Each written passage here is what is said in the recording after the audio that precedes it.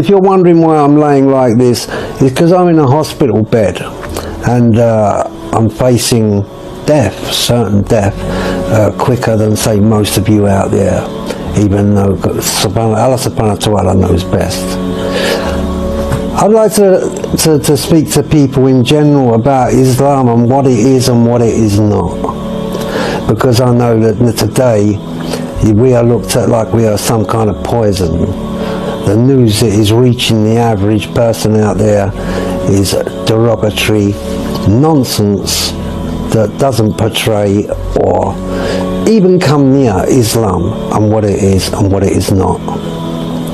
15 years ago, I picked up a book called the Quran, and I opened it and I started to read it.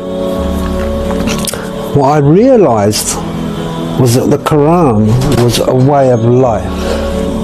And I opened this book, the Quran, and what I noticed that was different about the Quran is there was a system for life. It actually works. As I read through and I read the surahs, the meanings, and I got my head out of the red top syndrome, you know, the papers that you buy in this country. What I realized was Islam was a very beautiful religion, or system for life, and I prefer to call it a system for life.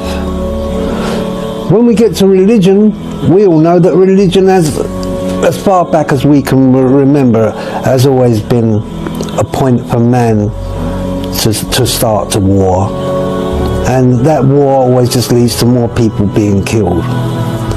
And we've got to the place now where the world is such a dangerous place that if it doesn't have a healer pretty quick, then I don't see a very good future ahead of us. When I picked up the Quran, I noticed in there that it was very straightforward reading. It was very light on the head, and as I adjusted to it, yes, I became Muslim. So I make no mistake about that. I see it talking to you tonight as a Muslim, and 15 years ago that gift was given to me. I would like to dispel some of the ideas that have been sold to you, and they have been sold to you. And I also know that people out there may be powerless, maybe these governments that are running us are bigger than us, but you're not powerless.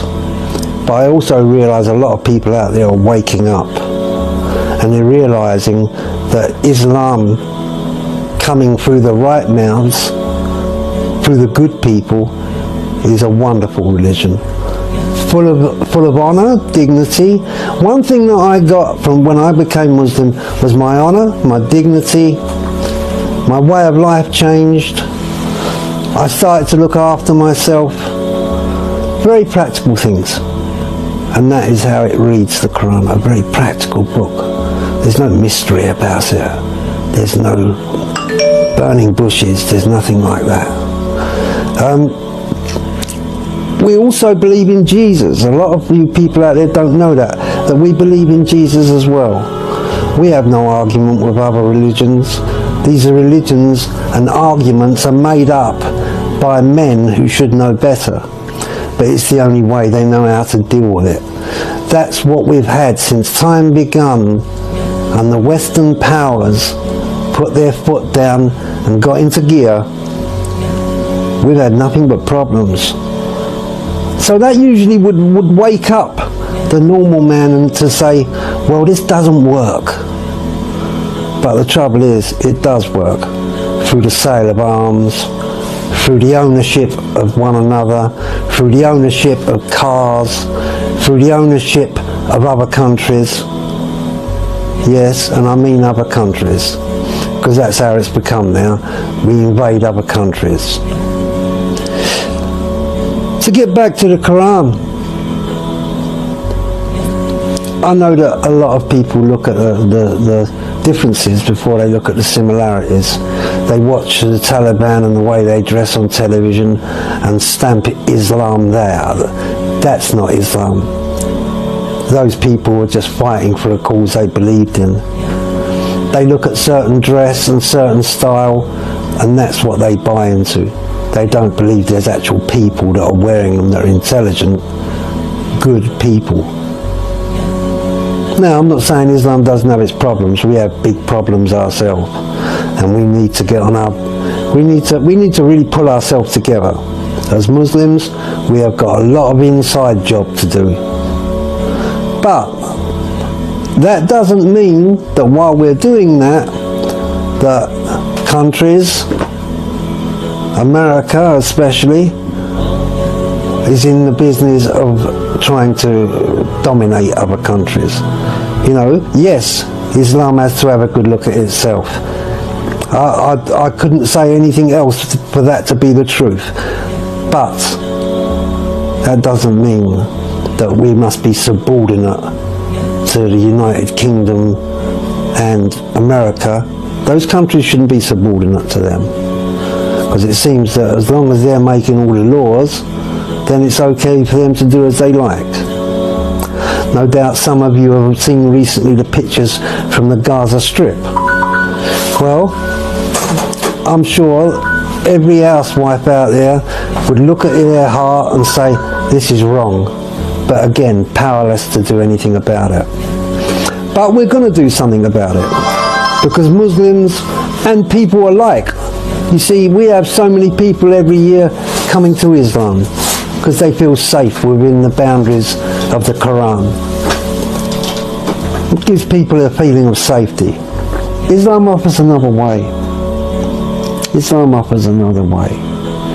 A way that we should have a good look at. And if you are fair in your judgment and you want a life that is complete, that is dignified, and an offer to have someone else where people will look at you and know that you stand up straight, then come to Islam and have a look for yourself and see what's really going on. Brush your prejudices aside. Find yourself a Quran and a Bible and a Torah. They're all good books. They're all good books.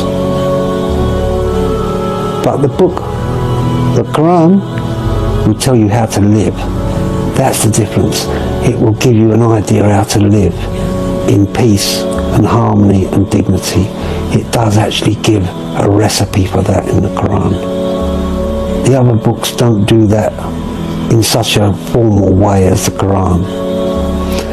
But, as I say, I'm not here to argue which book's right. I don't mind. I don't mind. I'm soon to leave this earth, and I would like to leave behind something better. I hope you've enjoyed what I've said. I hope I've not offended anyone. I hope I'm not. I don't want to cause no confusion. There's enough confusion out there already.